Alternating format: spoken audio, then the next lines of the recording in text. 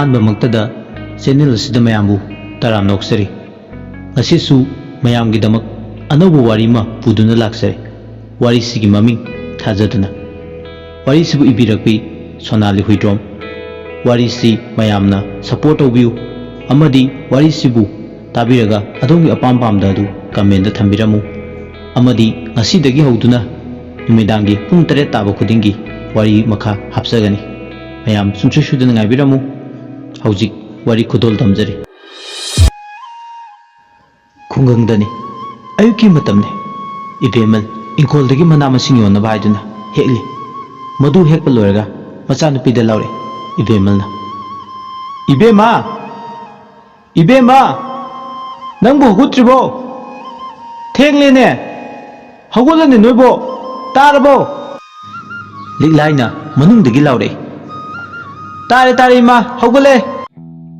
ꯃꯁꯤ ꯍꯥꯏꯔꯒ ꯍꯧꯒꯠꯂꯒ ꯃꯁꯥ ꯃꯎꯗꯨ ꯁꯦꯡꯗꯣꯛꯄ ꯂꯣꯏꯔꯒ ꯂꯥꯏꯗꯨ ꯀꯠꯄ ꯊꯣꯛꯂꯛꯄꯗ ꯏꯕꯦꯝꯃꯜꯅ ꯍꯥꯏꯔꯦ, "ꯏꯕꯦꯝꯃ, ꯅꯣꯏ ꯇꯥꯆꯧ ꯍꯧꯒꯠꯈ꯭ꯔꯕꯅꯦ? ꯃꯥꯒꯤ ꯆꯥꯁꯦ ꯄꯤꯔꯨ ꯂꯥꯎ." "ꯍꯣꯏ ꯏꯃꯥ, ꯑꯩ ꯄꯤꯔꯨꯔꯒꯦ꯫ ꯀꯗꯥꯏꯅꯣ?" ꯆꯥꯗꯣ ꯄꯨꯔꯒ ꯂꯥꯛꯑꯦ꯫ "ꯇꯥꯆꯧ, ꯇꯥꯆꯧ, ꯆꯥ ꯊꯛꯑꯣ꯫ ꯁꯤꯗ ꯊꯝꯃꯒꯦꯀꯣ." ꯈꯝꯕꯇꯣꯟꯅ ꯈꯨꯝꯃꯦ꯫ "ꯀꯗꯥꯏ? ꯁꯤꯗ ꯄꯤꯔꯧ." ꯆꯥꯗꯣ ꯈꯔ ꯆꯤꯡꯂꯒ ꯍꯥꯏꯔꯦ, "ꯏꯕꯦꯝꯃ, ꯆꯥꯛꯇꯣ ꯊꯣꯡꯗꯣꯛꯂꯨꯔꯣ ꯆꯠꯂꯣ꯫ ꯇꯥꯆꯧ ꯊꯕꯛ ꯆꯠꯇꯣꯏꯅꯤꯀꯣ." "ꯍꯣꯏ ꯇꯥꯆꯧ, ꯑꯩ ꯊꯣꯡꯂꯨꯔꯒꯦ." ꯋꯥꯁꯦ ꯍꯥꯏꯔꯝꯂꯒ ꯆꯠꯈ꯭ꯔꯦ꯫ ꯑꯗꯨꯒ ꯁꯣꯝꯗꯅ ꯂꯥꯏꯖꯈꯣꯏꯒꯤ ꯏꯃꯨꯡꯅꯤ꯫ ꯆꯥꯎꯊꯣꯏꯅ ꯍꯥꯏꯔꯦ, "ꯑꯩꯕꯨ ꯉꯁꯤ ꯅꯣꯡ ꯍꯦꯛ ꯉꯥꯟꯕꯗꯒꯤ ꯆꯥ ꯒ꯭ꯂꯥꯁ ꯑꯃꯇ ꯊꯛꯇ꯭ꯔꯤ꯫ ꯀꯩꯗꯧꯔꯒꯦ ꯃꯃꯥ? ꯅꯣꯏꯕꯨ ꯑꯩꯕꯨ ꯆꯥ ꯒ꯭ꯂꯥꯁ ꯑꯃꯇꯗꯤ ꯄꯤꯊꯛꯎꯗꯅ." "ꯇꯥꯕ꯭ꯔꯣ ꯃꯃꯥ?" ꯂꯇꯥꯅ ꯃꯅꯨꯡꯗꯒꯤ ꯂꯥꯎꯔꯛꯏ꯫ ꯇꯥꯔꯦ ꯃꯈꯣꯏ ꯕꯕꯥ, ꯂꯣꯏꯔꯦ, ꯆꯥꯁꯤ ꯄꯨꯖꯔꯛꯂꯒꯦ." ꯆꯥꯗꯨ ꯄꯨꯔꯛꯂꯒ ꯄꯤꯔꯝꯃꯤ꯫ ꯑꯗꯨꯒ ꯍꯥꯏꯔꯛꯏ, "ꯈꯔ ꯉꯟꯅ ꯆꯥꯁꯦ, ꯂꯣꯟꯕ ꯍꯦꯛꯇ ꯉꯝꯗꯕ, ꯊꯕꯛ ꯃꯌꯥꯝꯁꯦ ꯑꯣꯟꯅꯔꯤꯉꯩ." ꯆꯥꯎꯊꯣꯏꯅ ꯈꯨꯝꯃꯦ, "ꯑꯣ, ꯐꯔꯦ. ꯑꯗꯣ ꯅꯆꯥ ꯑꯅꯤꯗꯤ ꯍꯧꯒꯠꯈ꯭ꯔꯕꯣ?" "ꯍꯧꯒꯠꯍꯧꯔꯦ, ꯂꯥꯏꯔꯤꯛ ꯇꯧꯍꯧꯔꯤ꯫ ꯑꯩ ꯁꯪꯒꯣꯝ ꯑꯝꯇ ꯄꯤꯔꯨꯈꯤꯒꯦ ꯃꯕꯥꯅꯤꯒꯤ." ꯆꯥꯎꯊꯣꯏꯅ ꯈꯨꯝꯃꯦ, "ꯍꯣꯏ, ꯄꯤꯕꯤꯔꯨꯔꯣ." ꯅꯨꯡꯊꯤꯜꯒꯤ ꯃꯇꯝꯅꯤ꯫ ꯂꯥꯏꯖꯒꯤ ꯃꯃꯥꯟꯅꯕꯤꯁꯤꯡ ꯏꯁꯤꯡ ꯁꯣꯛꯄ ꯍꯧꯕ ꯂꯥꯛꯑꯦ꯫ ꯊꯥꯗꯣꯏꯅ, "ꯂꯥꯏꯖ, ꯑꯩꯈꯣꯏ ꯂꯥꯛꯑꯦ, ꯏꯁꯤꯡ ꯁꯣꯛꯄ ꯆꯠꯂꯨꯔꯁꯤ ꯂꯥꯛꯑꯣ." ꯀꯧꯕ ꯇꯥꯔꯗꯨꯅ ꯂꯥꯏꯖ ꯁꯅꯥꯕꯨꯟ ꯄꯥꯏꯔꯒ ꯊꯣꯛꯂꯛꯑꯦ꯫ ꯂꯥꯏꯖꯅ ꯍꯥꯏꯔꯦ, "ꯑꯩ ꯉꯥꯏ ꯂꯩꯔꯕꯅꯦ, ꯆꯠꯁꯤ ꯂꯥꯛꯑꯣ." ꯅꯥꯀꯟ ꯑꯃꯔꯣꯝꯗꯅ ꯔꯟꯕꯤ ꯈꯣꯏꯒꯤ ꯀꯥꯡꯕꯨꯅ ꯂꯥꯏꯖ ꯍꯣꯏ ꯊꯣꯛꯂꯛꯄ ꯉꯥꯏꯔꯤ꯫ ꯊꯣꯝꯕꯅ ꯍꯥꯏꯔꯦ, "ꯚꯥꯏ, ꯅꯣꯏ ꯁꯥꯏꯁꯤꯁꯨ ꯊꯣꯛꯂꯛꯇꯦꯍꯦ, ꯉꯥꯏꯕꯗ ꯋꯥꯔꯦꯗ." "ꯊꯣꯛꯂꯛꯑꯅꯤ, ꯃꯇꯝ ꯌꯧꯔꯦ." ꯇꯟꯖꯥꯗꯨꯗ ꯐꯣꯟ ꯔꯤꯡ ꯑꯃ ꯂꯥꯛꯑꯦ꯫ "ꯑꯁ, ꯅꯨꯄꯤ ꯎꯅꯔꯝꯗꯥꯏꯁꯤꯗ ꯀꯅꯥꯅꯣ ꯑꯃꯨꯛ? ꯐꯔꯛ ꯇꯥꯈ꯭ꯔꯕꯣꯅꯤ, ꯃꯁꯤ ꯅꯨꯄꯤꯁꯤꯅ ꯀꯩ ꯀꯥꯟꯗꯕꯗ."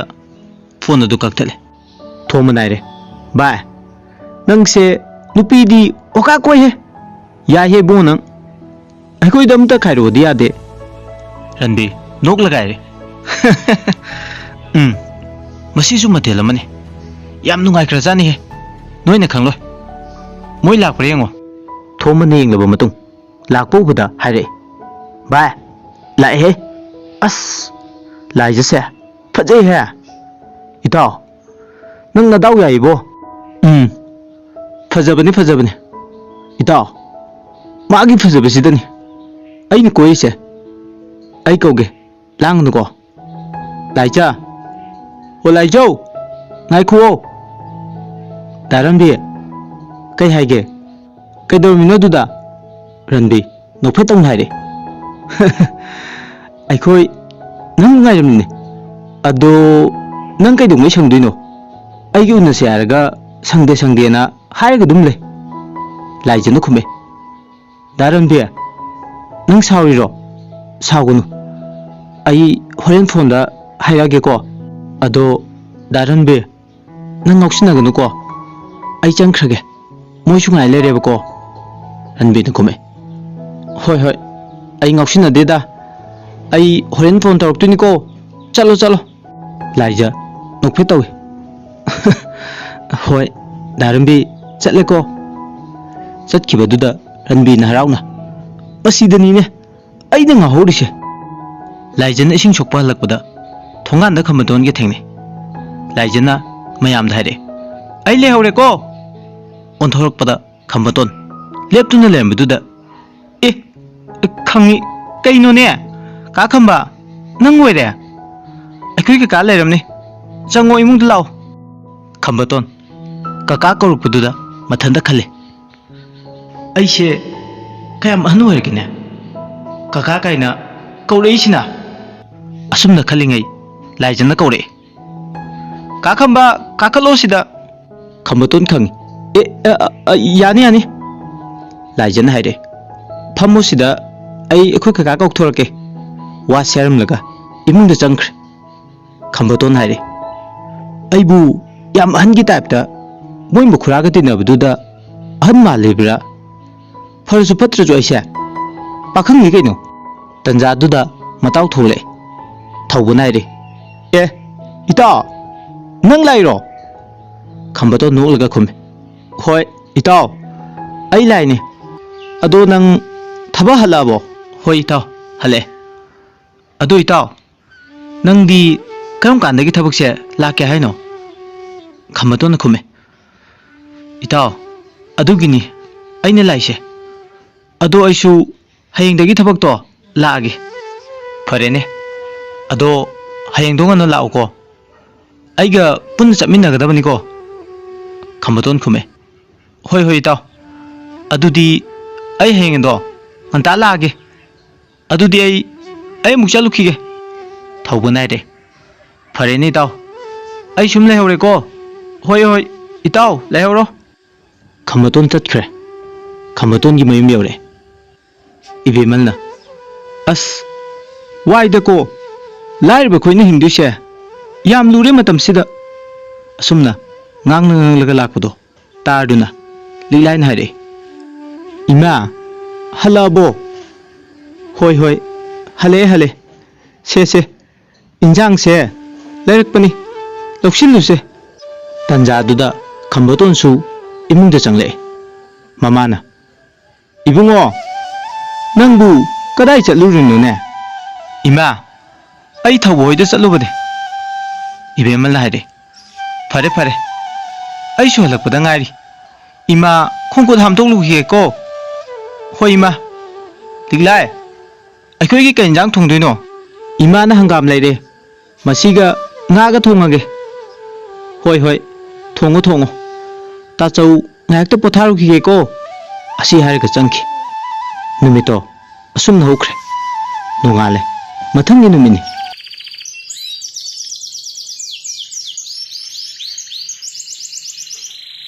लाइजा खोगी मुंदा लताना इबेमा नंग हौगुलब्रो लाइजना खुमे हौगुलेमा आई चालो लागे को होय होय लोलो नपासु वाकिंग चतखिबदो हलानी अदुगा नंगी खुरासु हौगुतख्रबने होयमा चालोन बलोरगा लाइजा इमा की चा सिदा लेरे आई काका की चादो पिरुखिगे को चा कप अमा पुरगा मागी मखुरागी कादो चंगे अदुगा हाइरे लाइजना काका की चा सिदा लेरे अचापोसु सिदा लेरे थौबनाइरे कदाई पिरो इचा तो मीना लोनबा चा सिथागा काका से थबक चलुगे मांगोल ओइब्रे यंगलुगे लाइजा नोकफे तवे काका सि लेरे चा आई चा मुक थोंगुखिगे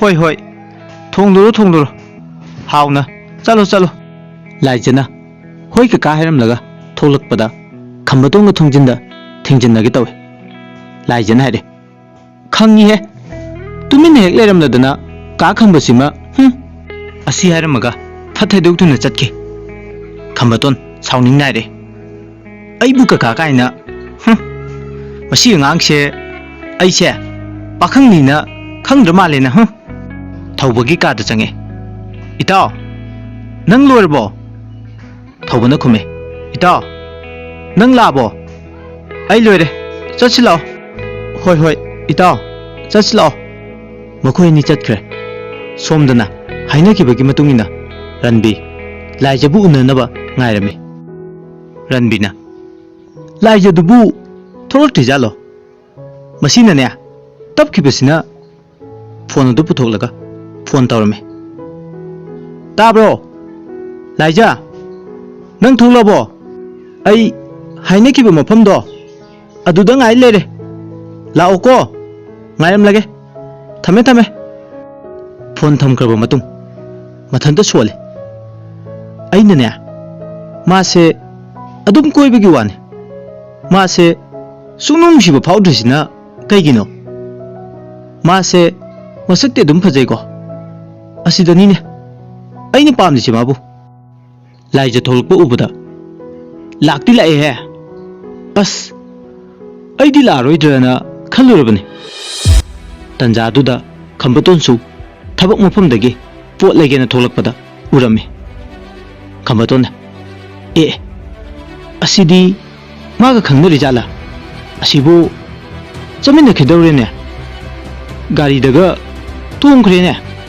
ꯑꯁ ꯑꯩ ꯃꯇꯨꯡ ꯏꯟꯅꯔꯨꯁꯤꯔꯥ ꯑꯁ ꯌꯥꯔꯣꯏꯗ ꯑꯩ ꯅꯨꯄꯥꯁꯤꯒꯤ ꯐꯠꯇꯕ ꯄꯨꯝꯕꯗꯣ ꯑꯩ ꯃꯉꯣꯟꯗ ꯍꯥꯏꯈꯤꯅꯤ ꯑꯁꯤ ꯍꯥꯏꯔꯝꯃꯒ ꯆꯠꯈꯤ ꯑꯗꯨꯒ ꯂꯥꯏꯖꯈꯣꯏꯁꯨ ꯆꯠꯈꯤꯔꯝꯃꯤ ꯅꯨꯃꯤꯗꯥꯡ ꯋꯥꯏꯔꯝꯒꯤ ꯃꯇꯝ ꯑꯣꯏꯁꯤꯜꯂꯛꯑꯝꯃꯤ ꯁꯣꯝꯗꯅ ꯊꯕꯛ ꯃꯐꯝꯗꯒꯤ ꯊꯧꯕꯒ ꯈꯝꯕꯇꯣꯟꯒ ꯍꯟꯒꯦ ꯇꯧꯔꯝꯃꯤ ꯈꯝꯕꯇꯣꯟꯅ ꯏꯇꯥꯎ ꯂꯣꯏꯔꯕꯣ ꯆꯠꯁꯤ ꯂꯥꯛꯑꯣ ꯊꯧꯕꯅ ꯍꯥꯏꯔꯦ ꯍꯣꯏ ꯏꯇꯥꯎ ꯂꯣꯏꯔꯦ ꯆꯠꯁꯤ ꯂꯥꯛꯑꯣ ꯃꯈꯣꯏ ꯑꯅꯤ ꯋꯥꯔꯤ ꯁꯥꯟꯅ ꯁꯥꯟꯅꯅ ꯑꯁꯨꯝ ꯂꯥꯛꯄꯗ ꯄꯨꯈ꯭ꯔꯤ ꯃꯄꯥꯟ ꯌꯧꯔꯛꯄ ꯃꯇꯝꯗ ꯔꯟꯕꯤꯒ ꯂꯥꯏꯖꯒꯁꯨ ꯍꯜꯂꯛꯄꯒ ꯃꯄꯥ ꯆꯞ ꯆꯥꯅꯔꯦ ꯂꯥꯏꯖꯅ ꯍꯥꯏꯔꯦ ꯑꯗꯨꯗꯤ ꯑꯩ ꯂꯩꯍꯧꯔꯒꯦꯀꯣ ꯗꯥ ꯔꯟꯕꯤ ꯍꯣꯏ ꯂꯩꯍꯧꯔꯣ ꯑꯗꯣ ꯑꯩ ꯑꯃꯨꯛ ꯆꯠꯂꯨꯈꯤꯒꯦꯀꯣ ꯍꯣꯏ ꯑꯩ ꯂꯩꯍꯧꯔꯦ ꯐꯖꯅ ꯆꯠꯂꯨꯀꯣ ꯔꯟꯕꯤ ꯆꯠꯈ꯭ꯔꯦ ꯑꯗꯨꯒ ꯁꯣꯝꯗꯅ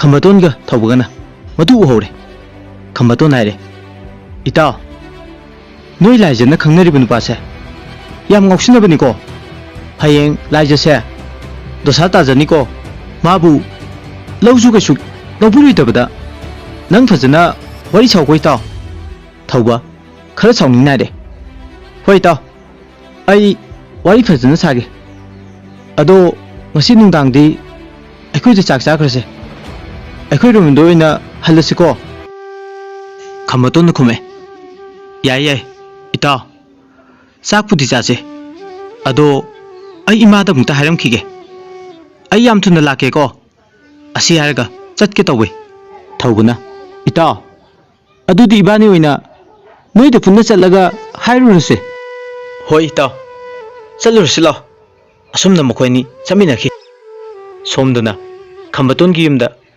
ꯂꯤꯛꯂꯥꯏꯅ ꯏꯃꯥ ꯑꯩꯈꯣꯏ ꯀꯔꯤ ꯏꯟꯖꯥꯡ ꯊꯣꯡꯁꯦ ꯍꯥꯏꯔꯤꯅꯣ ꯏꯕꯦꯝꯃꯜꯅ ꯈꯨꯝꯃꯦ ꯀꯥꯡꯁꯣꯏ ꯍꯦꯛꯇ ꯊꯣꯡꯖꯜꯂꯣꯁꯦ ꯍꯋꯥꯏ ꯃꯇꯦꯛꯁꯦ ꯁꯤ ꯑꯣꯏꯅ ꯂꯩꯔꯛꯑꯕꯅꯤ ꯂꯤꯛꯂꯥꯏꯅ ꯍꯣꯏ ꯏꯃꯥ ꯊꯣꯡꯉꯒꯦ ꯇꯟꯖꯥꯗꯨꯗ ꯊꯧꯕꯒ ꯈꯝꯕꯇꯣꯟꯒ ꯍꯜꯂꯛꯑꯦ ꯏꯕꯦꯝꯃꯜꯅ ꯏꯕꯨꯡꯉꯣ ꯅꯪ ꯍꯜꯂꯛꯑꯕ꯭ꯔꯥ ꯑꯦ ꯊꯧꯕ ꯅꯪꯁꯨ ꯌꯥꯎꯔꯛꯏꯔꯣ ꯍꯣꯏ ꯏꯃꯥ ꯑꯩꯁꯨ ꯑꯗꯨꯝ ꯂꯥꯛꯃꯤꯟꯅꯔꯕ ꯑꯗꯣ ꯆꯥꯛ ꯊꯣꯡꯂꯕꯣ ꯂꯤꯛꯂꯥꯏ ꯂꯤꯛꯂꯥꯏꯅ ꯈꯨꯝꯃꯦ ꯊꯣꯡꯒꯦꯅ ꯇꯧꯔꯤꯌꯦ ꯇꯥ ꯊꯧꯕ ꯈꯝꯕꯇꯣꯟꯅ ꯂꯤꯛꯂꯥꯏ ꯑꯗꯣ ꯆꯥꯛꯇꯣ ꯑꯩꯒꯤ ꯍꯥꯞꯂꯨꯔꯅꯨ ꯉꯁꯤꯗꯤ ꯑꯩ ꯊꯧꯕꯣꯏꯗ ꯆꯥꯔꯒꯦꯀꯣ ꯍꯣꯏ ꯇꯥꯆꯧ ꯈꯝꯕꯇꯣꯟꯅ ꯏꯃꯥ ꯑꯩ ꯃꯔꯨꯞ ꯊꯧꯕꯣꯏꯗ ꯆꯥꯛꯇꯣ ꯆꯥꯔꯒꯦ ꯉꯁꯤꯗꯤ ꯁꯤ ꯍꯥꯏꯔꯝꯒꯦꯅ ꯑꯩꯒ ꯂꯥꯛꯃꯤꯟꯅꯕꯅꯦ ꯊꯧꯕꯒ ꯍꯣꯏ ꯆꯥꯔꯨꯔꯣ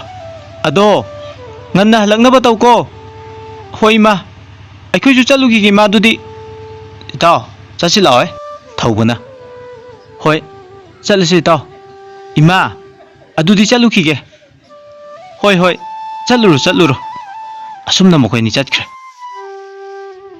ꯁꯣꯝꯗꯅ ꯂꯥꯏꯖꯒꯤ ꯌꯨꯝꯗ ꯆꯥꯎꯊꯣꯏꯅ ꯍꯥꯏꯔꯦ ꯃꯃꯥ ꯅꯣꯏꯕꯨ ꯆꯥꯛ ꯊꯣꯡꯂꯕꯣ ꯂꯇꯥꯅ ꯈꯨꯝꯃꯦ ꯊꯣꯡꯒꯦ ꯇꯧꯔꯤꯌꯦ ꯃꯈꯣꯏ ꯕꯕꯥ ꯀꯩꯗꯧꯕꯤꯔꯕꯒꯦ ꯑꯃꯨꯛ ꯑꯩꯈꯣꯏ ꯊꯧꯕꯗꯣ ꯈꯝꯕꯇꯣꯟꯒ ꯆꯥꯛ ꯆꯥꯃꯤꯟꯅꯗꯧꯕ ꯑꯣꯏꯔ ꯃꯥꯜꯂꯦ ꯐꯣꯟ ꯇꯧꯔꯛꯂꯝꯕꯅꯤ ꯑꯩꯉꯣꯟꯗ ꯍꯧꯖꯤꯛꯇ ꯆꯥꯛꯇꯣ ꯈꯔ ꯍꯦꯟꯖꯜꯂꯣꯅ ꯍꯣꯏ ꯃꯣꯏ ꯕꯕꯥ ꯍꯦꯟꯖꯤꯟꯕꯤꯔꯒꯦ ꯑꯗꯨꯗꯤ ꯏꯕꯦꯝꯃ ꯅꯪꯁꯨ ꯏꯟꯖꯥꯡ ꯁꯦꯝꯃꯨ ꯂꯥꯛꯑꯣ ꯂꯥꯏꯖꯅ ꯈꯨꯝꯃꯤ ꯍꯣꯏ ꯏꯃꯥ ꯁꯦꯝꯃꯒꯦ ꯇꯥꯟꯖꯥ ꯑꯗꯨꯗ ꯊꯧꯕꯣꯏꯁꯨ ꯂꯥꯛꯑꯦ ꯆꯥꯎꯊꯣꯏꯅ ꯍꯥꯏꯔꯦ ꯅꯣꯏ ꯍꯜꯂꯛꯑꯕ꯭ꯔꯥ ꯊꯧꯕꯅ ꯈꯨꯝꯃꯤ ꯍꯣꯏ ꯇꯥꯆꯧ ꯍꯜꯂꯛꯑꯦ ꯑꯩꯈꯣꯏ ꯏꯇꯩꯃ ꯁꯦ ꯏꯟꯖꯥꯡꯁꯦ ꯉꯥ ꯑꯣꯏꯅ ꯂꯩꯔꯦ ꯁꯤ ꯑꯣꯏꯅ ꯊꯣꯡꯕꯤꯔꯣ ꯏꯇꯩꯃ ꯍꯣꯏ ꯍꯣꯏ ꯏꯇꯩꯃ ꯊꯣꯡꯂꯒꯦ ꯄꯣꯊꯥꯔꯨꯔꯣ ꯆꯠꯂꯣ ꯆꯥꯛ ꯂꯣꯏꯔꯒ ꯀꯧꯔꯛꯑꯒꯦꯀꯣ ꯍꯣꯏ ꯏꯇꯩꯃ ꯑꯗꯨꯗꯤ ꯈꯝꯕꯇꯣꯟ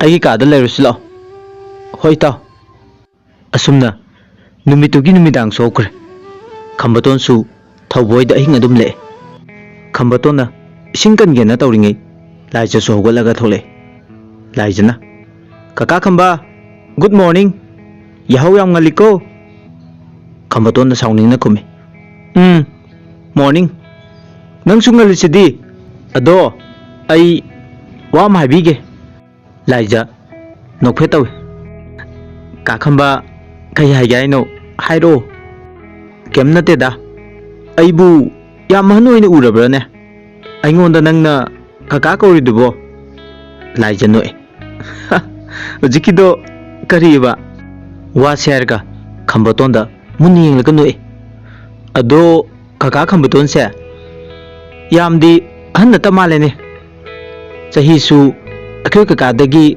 ꯑꯉꯥꯡꯅꯤ ꯑꯗꯨꯒ ꯀꯀꯥꯒ ꯇꯤꯟꯅꯕꯁꯤꯗ ꯑꯩꯗꯤ ꯑꯍꯟ ꯑꯣꯏꯔꯕ ꯑꯣꯏꯅ ꯅꯤꯡꯂꯨꯔꯦ ꯈꯝꯕꯇꯣꯟ ꯅꯣꯛꯂꯦ ꯑꯗꯨꯅꯦ ꯑꯩꯗꯤ ꯅꯣꯏ ꯀꯀꯥꯗꯒꯤꯁꯨ ꯑꯉꯥꯡꯅꯤ ꯅꯣꯏ ꯀꯀꯥꯅ ꯍꯦꯟꯅ ꯍꯜꯂꯦ ꯅꯣꯏ ꯀꯀꯥꯒ ꯇꯤꯟꯅꯕꯒꯤ ꯑꯍꯟ ꯃꯥꯟꯕꯅꯦ ꯑꯗꯣ ꯑꯩꯉꯣꯟꯗ ꯀꯀꯥ ꯀꯧꯅꯣꯕ ꯑꯩ ꯇꯥꯕꯗ ꯌꯥꯝ ꯅꯨꯡꯉꯥꯏꯇꯦꯕꯀꯣ ꯑꯩꯅ ꯀꯀꯥ ꯀꯧꯕꯁꯦ ꯅꯪꯗꯤ ꯌꯥꯝ ꯁꯥꯎꯅꯤꯡꯉꯝꯃꯤ ꯑꯣꯏꯔꯦ ꯑꯗꯣ ꯑꯩ ꯀꯧꯔꯣꯏꯒꯦ ꯑꯗꯣ ꯀꯀꯥ ꯅꯠꯇꯕ ꯀꯩ ꯀꯧ ꯍꯥꯏꯅꯣ ꯈꯝꯕꯇꯣꯟ ꯅꯣꯛꯐꯦꯠ ꯇꯧꯅ ꯁꯨꯝ ꯂꯩꯗꯅ ꯗꯗꯥꯃꯛ ꯀꯧꯗ꯭ꯔꯒꯁꯨ ꯇꯥꯃꯣ ꯀꯥꯏꯅ ꯀꯧꯕꯗꯣ ꯄꯥꯝꯃꯦꯕ ꯂꯥꯏꯖꯁꯨ ꯅꯣꯛꯏ ꯍꯣꯏ ꯍꯣꯏ ꯀꯧꯔꯒꯦ ꯀꯀꯥ ꯀꯧꯔꯔꯣꯏ ꯇꯥꯃꯣ ꯑꯣꯏꯅ ꯀꯧꯔꯒꯦꯀꯣ ꯌꯥꯔꯕꯣ ꯌꯥꯔꯦ ꯇꯥꯃꯣꯗꯣ ꯑꯗꯨ ꯀꯧꯔꯣꯀꯣ ꯑꯃꯨꯛꯇ ꯀꯧꯔꯣ ꯇꯥꯒꯦ ꯁꯦ ꯂꯥꯏꯖ ꯀꯧꯔꯣ ꯍꯣꯏ ꯑꯩ ꯀꯧꯔꯛꯑꯒꯦꯀꯣ ꯇꯥꯔꯣꯀꯣ ꯍꯣ ꯇꯥꯃꯣ ꯈꯝꯕꯧ ꯌꯥꯔꯕꯣ ꯑꯁ ꯊꯃꯣꯏꯒꯁꯦ ꯀꯩꯅꯣꯝ ꯇꯧꯔꯤꯍꯦ ꯌꯥꯏ ꯑꯗꯨ ꯀꯧꯔꯣꯀꯣ ꯑꯗꯨꯝ ꯃꯇꯨꯡꯗꯗꯤ ꯑꯩ ꯆꯪꯉꯦꯀꯣ ꯍꯣꯏ ꯆꯪꯉꯣ ꯈꯝꯕꯇꯣꯟꯁꯨ ꯆꯪꯈ꯭ꯔꯦ ꯂꯥꯏꯖ ꯃꯊꯟꯗ ꯁꯣꯜꯂꯦ ꯑꯁꯤꯁꯨ ꯃꯁꯛꯇꯤ ꯑꯗꯨꯝ ꯌꯥꯏꯅꯦ ꯐꯖꯩꯅꯦ ꯑꯗꯣ ꯗꯥꯔꯟꯕꯤꯗꯒꯤꯁꯨ ꯐꯖꯕ ꯍꯦꯜꯂꯤꯅꯦ ꯗꯥꯔꯟꯕꯤꯁꯤꯅ ꯑꯩꯕꯨ ꯇꯁꯦꯡꯅ ꯅꯨꯡꯁꯤꯕꯤꯔ ꯖꯥꯠꯂꯥ ꯅꯠꯇ꯭ꯔꯒꯅ ꯅꯨꯡꯁꯤꯗꯕ ꯖꯥꯠꯂꯥ ꯈꯪꯗ꯭ꯔꯦꯗ ꯃꯁꯤꯅꯅꯤ ꯃꯔꯣꯜ ꯑꯃ ꯃꯉꯥꯎ ꯑꯣꯟꯊꯣꯛꯅ ꯊꯤꯈ꯭ꯔꯦ ꯁꯣꯝꯗꯅ ꯊꯧꯕꯒꯤ ꯀꯥꯗ ꯊꯧꯕ ꯅꯥꯏꯔꯛꯑꯦ ꯏꯇꯥꯎ ꯅꯪꯗꯤ ꯏꯍꯧ ꯌꯥꯝ ꯉꯜꯂꯤꯅ ꯏꯔꯨꯒ ꯂꯨꯖꯔꯨꯔꯦꯅ ꯈꯝꯕꯇꯣꯟꯅ ꯈꯨꯝꯃꯦ ꯍꯣꯏ ꯏꯇꯥꯎ ꯏꯔꯨꯒ ꯂꯣꯏ ꯂꯨꯊꯣꯛꯂꯨꯔꯦ ꯑꯩꯗꯤ ꯅꯪ ꯁꯣꯒꯠꯂꯣ ꯏꯇꯥꯎ ꯊꯦꯡꯉꯦ ꯍꯣꯏ ꯑꯩ ꯍꯧꯒꯠꯂꯒꯦ ꯆꯤꯟꯒ ꯑꯃꯨꯛꯇ ꯁꯦꯡꯗꯣꯛꯂꯨꯒꯦꯀꯣ ꯑꯁꯤ ꯍꯥꯏꯔꯝꯂꯒ ꯆꯠꯈ꯭ꯔꯦ ꯑꯗꯨꯒ ꯈꯝꯕꯇꯣꯟ ꯏꯔꯨꯖꯕ ꯂꯣꯏꯔꯛꯄꯒꯤ ꯐꯨꯔꯤꯠ ꯂꯤꯠꯀꯦ ꯇꯧꯔꯤꯉꯩ ꯇꯟꯖꯥ ꯑꯗꯨꯗ ꯂꯥꯏꯖꯅ ꯆꯥ ꯄꯨꯔꯛꯄꯒ ꯃꯄꯥ ꯆꯥꯔꯨꯔꯦ ꯂꯥꯏꯖꯅ ꯑꯩ ꯑꯃꯨꯛꯇ ꯆꯪꯉꯛꯀꯦ ꯆꯪꯂꯛꯄꯗ ꯈꯝꯕꯇꯣꯟꯒꯤ ꯐꯤꯕꯝꯗ ꯎꯕꯗ ꯑꯁ ꯁꯣꯔꯤ ꯇꯥꯃꯣ ꯑꯩ ꯈꯪꯍꯧꯗ꯭ꯔꯦ ꯃꯃꯤꯠꯇꯨ ꯎꯏꯁꯜꯂꯒ ꯍꯥꯏꯔꯛꯑꯦ ꯈꯝꯕꯇꯣꯟ ꯐꯨꯔꯤꯠꯇꯣ ꯄ꯭ꯔꯞ ꯂꯤꯠꯂꯒ ꯌꯥꯔꯦ ꯆꯪꯉꯣ ꯂꯥꯏꯖ ꯌꯥꯏꯗ ꯀꯩꯁꯨ ꯀꯥꯏꯗꯦꯗ ꯇꯥꯃꯣ ꯆꯥ ꯊꯛꯑꯣ ꯆꯥꯅꯕꯁꯨ ꯌꯥꯎꯔꯦ ꯑꯁꯤ ꯍꯥꯏꯔꯝꯂꯒ ꯆꯦꯟꯊꯣꯛꯈꯤ ꯑꯗꯨꯒ ꯃꯄꯥꯟꯗ ꯂꯥꯏꯖ ꯃꯊꯟꯗ ꯁꯣꯜꯂꯦ ꯃꯁꯥ ꯀꯨꯞꯄꯗꯣ ꯍꯧꯖꯤꯛꯀꯤꯗꯣ ꯑꯁ ꯑꯩꯁꯨꯕ ꯌꯥꯝ ꯍꯦꯟꯅ ꯈꯟꯖꯤꯜꯂ ꯃꯥꯜꯂꯦ ꯑꯁꯨꯝꯅ ꯅꯣꯡꯃ ꯅꯤꯅꯤ ꯍꯧꯈ꯭ꯔꯦ ꯂꯥꯏꯖꯅꯁꯨ ꯈꯝꯕꯇꯣꯟꯕꯨ ꯅꯨꯡꯁꯤꯕ ꯑꯁꯨꯝ ꯐꯥꯎꯔꯛꯈꯤ ꯑꯗꯨꯒ ꯂꯥꯏꯖꯅ ꯅꯣꯡꯃ ꯕꯖꯥꯔꯗ ꯆꯠꯄꯗ ꯑꯁ ꯉꯁꯤꯁꯦ ꯌꯥꯝ ꯁꯥꯏꯍꯦ ꯑꯩꯕꯨ ꯂꯩꯒꯗꯕꯁꯦ ꯂꯣꯏꯔꯦꯀꯣ ꯑꯁꯤꯗꯒꯤ ꯑꯥꯏꯁ ꯀ꯭ꯔꯤꯝꯁꯦ ꯑꯃꯠꯇꯕꯨ ꯆꯥꯈꯤꯒꯦ ꯑꯥꯏꯁ ꯀ꯭ꯔꯤꯝ ꯑꯃꯇ ꯄꯤꯕꯤꯌꯨꯕ ꯑꯥꯏꯁ ꯀ꯭ꯔꯤꯝꯗꯣ ꯄꯥꯏꯔꯒ ꯑꯣꯟꯊꯣꯔꯛꯄꯗ ꯔꯟꯕꯤꯒ ꯅꯨꯄꯤ ꯑꯃꯒꯁꯨ ꯒꯥꯔꯤ ꯇꯣꯡꯂꯒ ꯆꯠꯈꯤꯕꯗꯨ ꯎꯔꯦ ꯔꯟꯕꯤꯔꯅꯁꯨ ꯂꯥꯏꯖꯕꯨ ꯎꯔꯦ ꯑꯗꯨꯒ ꯒꯥꯔꯤꯗꯣ ꯀꯟꯅ ꯊꯧꯔꯒ ꯆꯠꯈꯤ ꯗꯥ ꯔꯟꯕꯤꯅꯤꯅꯦ nupi amasu yaurine khangni nang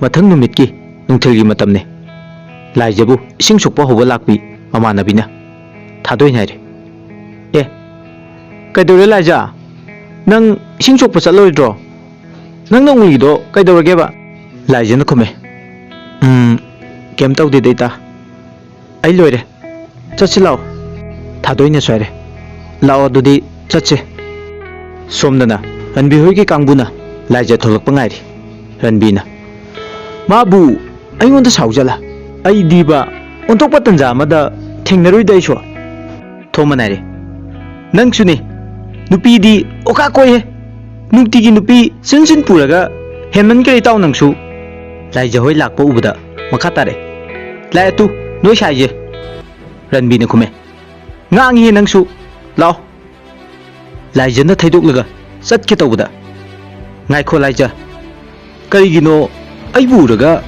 korumdana chatke tawrisa laija yam saungna khume masigi maram nang nasana khanglamgani ado nangdi ai buta ching nungsiba nate ai su kange ranbi na tapthara gaire kaino nang na haidu bola ja ai nang na tabu nupi amata koide koisu koira tawsanarnu ai loina khanglabane nangi naram chat ai na loina khanglabane ngasai makai tawnariba ngangnariba mayamdo khambaton lamna urame ranbi na moire sauranoba ai laleba nangni yadaba thabak to ai toroiba laija se sauranoba laija saunaire daranbe nang goina tasingna nuksikibane aige sabu nangna kayan kibane nang aige wakal thado yarse ai chatlage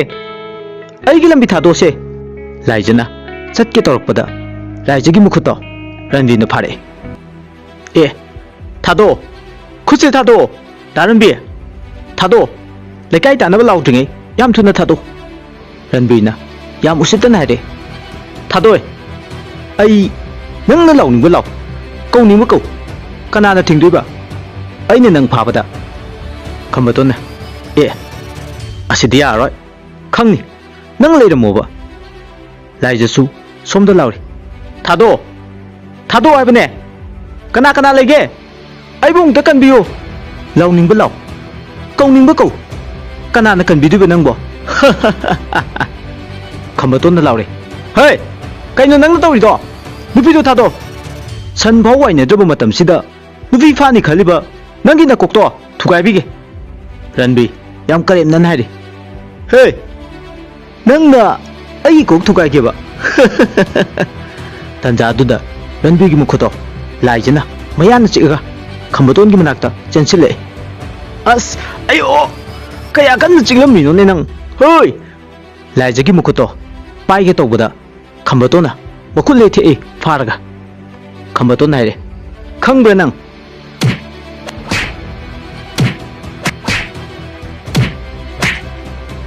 ranbi hoigi pati do khambatona phubadagi loina chenkhirame khambaton haire hoi nasak sing duga tufi phage su tawri sai niri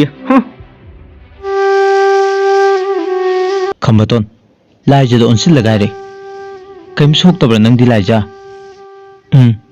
kaim te sokte tamo aigi punchibu kanbi bagi damakta tamo bu thagachari aduga chaurba lamman amasu chonsinjari tamo miyoi bhaibasidi mating pangnagadabane ado nangbu sing sokpa lamiro hoi tamo sing sokpa lakpane laija kape khambatona themjil kapkanuse aina nangbu adum senagani lao yumda thimbiram lage hoi tamo makhoi ni lakminare laija khoigi thongan jorokpada thaubaga thengni thaubanai re e bai khamba nangdi aina thaba mafam da khoiti thiraga lairamdedana aduga akoi laijaga kamai lakminariba laijana kapado uraga thaubanai re nang kaidore kaka da hayo nang kai gi kapino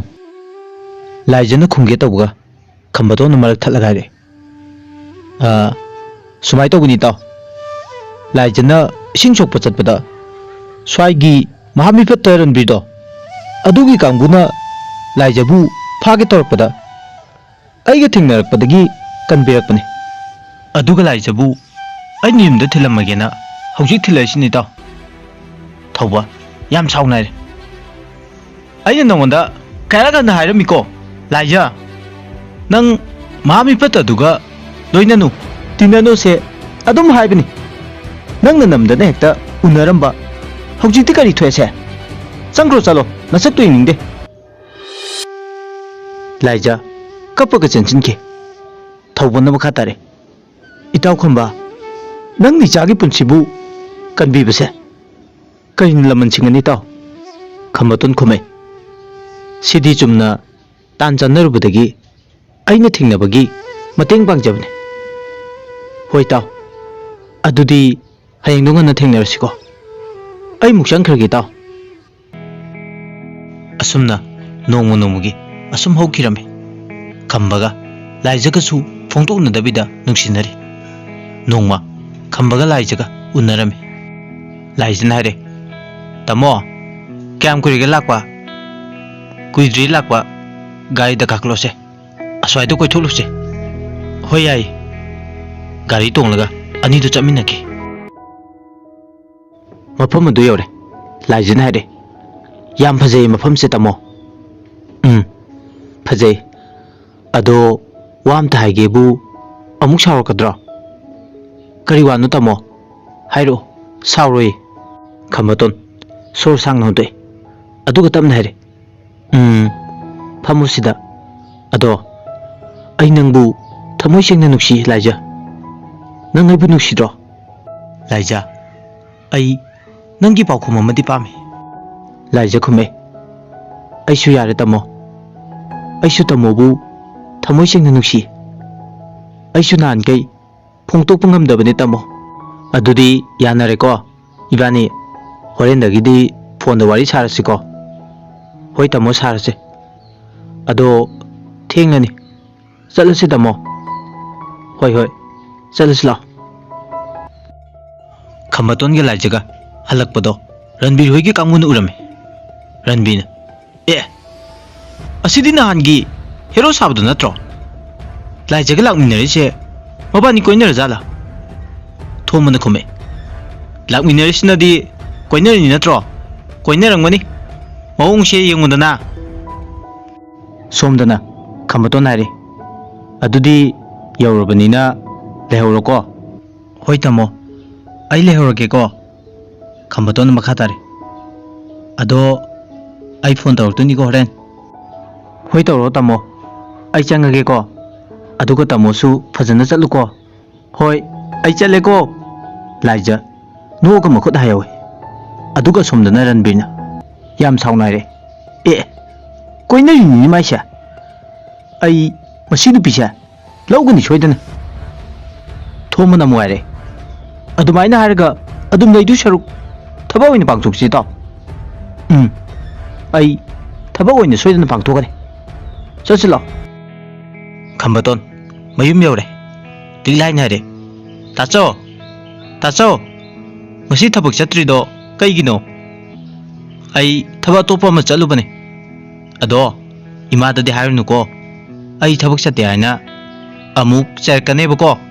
Hoi tacho. Ado ai chak thongukige. Ima sulani. Ado tacho. Thum lemdreba. Amukta lebiri choba. Khambaton khume. As masi diba ngalingai da hairpa yadro. Thengla kansida mamma bujida ai lerugige. Sak to thonglamugo. Hoi tacho ai thonglamage. Mama suale. Ibemal naide. Ibungo chauba. Nang di kadai dano. Ima hala bro. Ai thumamta lerukige. Akhoigi thumamta leramdri. Liglaina hojikata haide. Hoi hoi. Leruru. Hoi ma asi harga chatkre. Nongalaga laijana laiduk tharingi khambalai. Aduga yenglame. Laiduk ka tharamine. Laijana yengkhalakpada Khambaton noklaga lerame. Duk tharamiro. दुख थारमिने अखोई कका hub लाइरो तमो होय हगुत खब नोय कका बो हगुत खबने कादा लेमगनी चंगु तमो चा पुरागे होय होय ngairmage ko changage na tawraga muk maning hele laiji gi mamai dasi yam phajaye laiji na hare masi diba laija su no ga changki nungthil gi matamne mahausa gi mahausa laija ga mamana bisinga ising chokpa thogle thadoi na hare ibe ma nangdi nui kaka gi mamana baga nungsinare yam nungai jarmani mi masadi laija khume kai kai gi sibo mamana boy na tinarasu mi madi angang ne sahi su yam drabane thobi na mu hare is yade ko mi di yam kan khatli ko asi haraga punna noe somdana ranbi hoigi kangbu duna moi lakpu ubuda lummaga leirambadagi laija hoi ubuda changchillaga laija gi khudang do pairaga chingi tanja duda khambaton su lame khambaton lapna ure khambaton na laure hai laija gi khudang paidana nang leir mu khangani asi haraga chanchinki aduga somdana ranbina laija bu farga gari da hapkatki aduga puraga thaukhre khambaton na changna as phukre ne chancha noi suyum da pau piramu ai ta na rukhige thadoi na khume hoi tamo somda laija na lawe ai bu thado daranbi nang na tawri se kaino ranbi noklaga